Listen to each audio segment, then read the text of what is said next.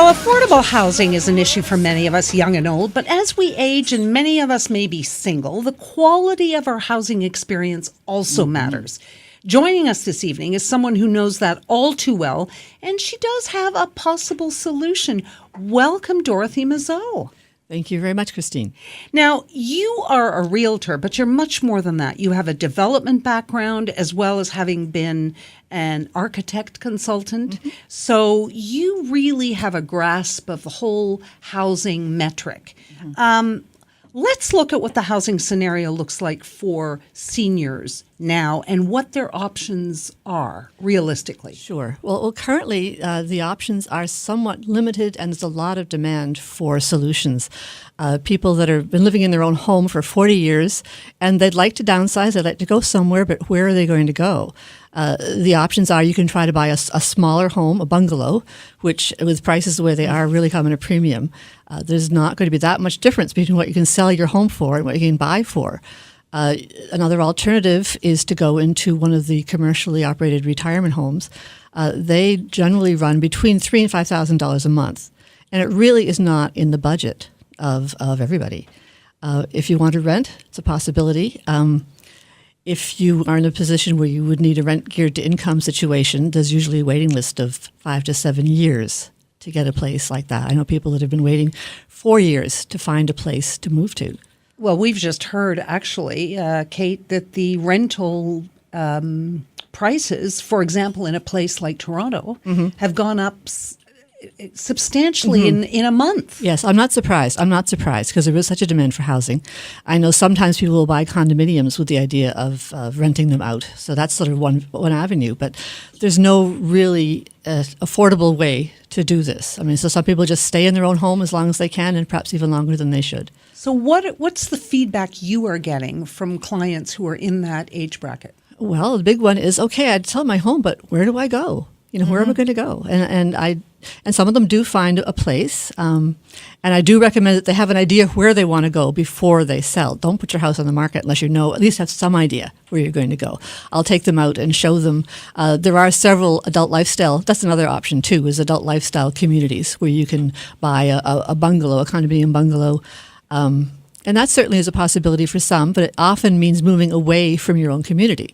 So as it happens, I think sometimes the members of a community will all tend to move to the same complex, so in a way that helps. They can certainly be in the same area. But the idea of community, I think, is the important part. People don't want to be torn away from their community. But community is what this whole Golden Girls scenario is about. And you say when you were young, there were several Golden Girls type residences on the street where you lived. Well, I have lived with other women or other people, whether it was single mothers or sometimes women and couples, different combinations of people for a good many years in different combinations. My son, for instance, he was the only boy with 2 older girls for a couple of years, and then he was the youngest boy of 4 boys in another situation, and the oldest boy with 3 boys. This was all until he was about, I guess, 6 is when we finally moved to a place where he was the only child in the family, so to speak. But generationally, you have said that when you grew up on the street, there were aunts living together and friends living together. It's not a new concept. No, it's not. I think that when I was young, I think it was more family members, like sisters sharing a home. There were 2 sisters living down one direction. I think one was a retired teacher, one was a retired secretary. The other direction, there were 3 Mrs. Hersey, I think their name was, and their brother, Mr. Hersey. And my ex-husband's aunts all lived together. There were 4. I don't know. I think some of them had been married. Some were widowed. Some had never married. And they were living in a family home quite happily. So then if people find each other and decide to enter into a sort of communal Golden Girls living situation, how would it work? What are the legalities? I know the town of Caledon has brought in some rules and regulations. They're pretty open about it. Well, certainly in Caledon, they do encourage people to at least have an apartment in their house, as long as there's adequate parking, and there's certain conditions under which it would need to be done.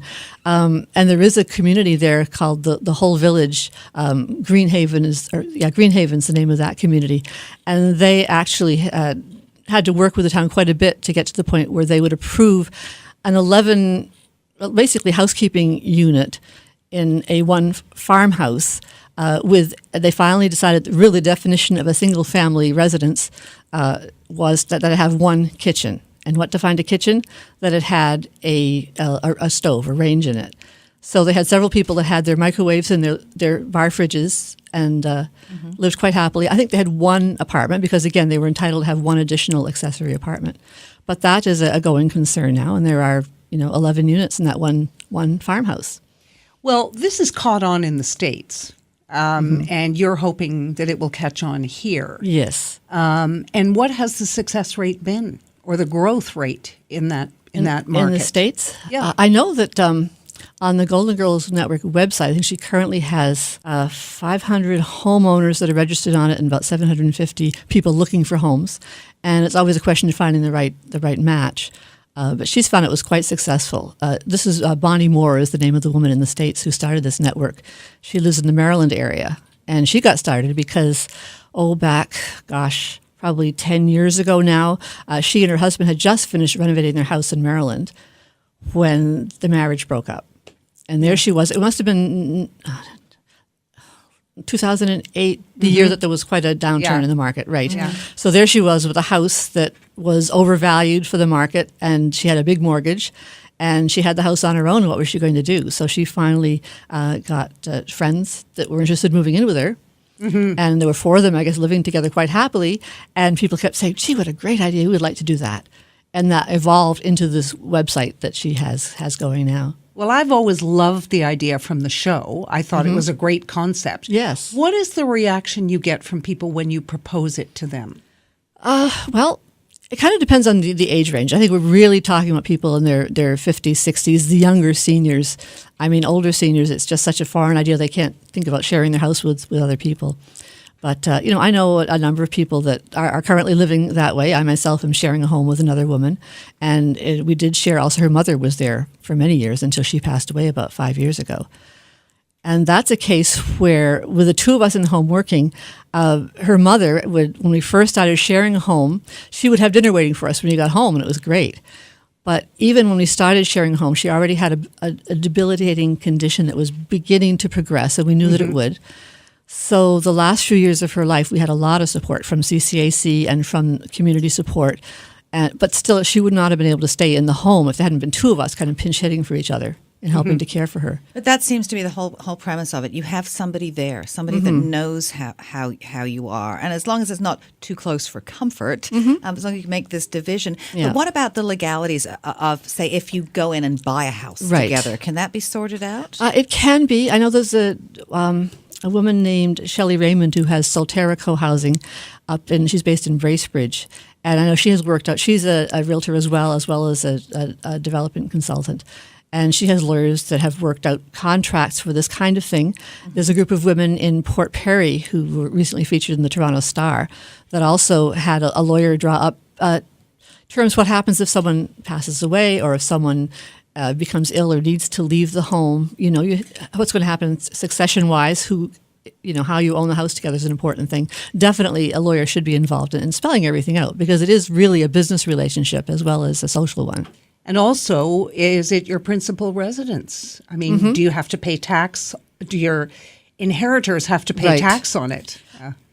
Well, if it's your principal residence, then the whole capital gains thing would apply. And I think at a certain point, even now, I think if someone passes away and if their house isn't sold within a certain period of time, I think then it becomes subject to capital gains. So your service that you're creating is kind of like a roommate matching service, sort of like a dating site. Yes, yeah, very much like that. I know that's how I found Bonnie's site, actually, was I was looking online to see what was out there. And I guess there are actually platforms for developing dating sites.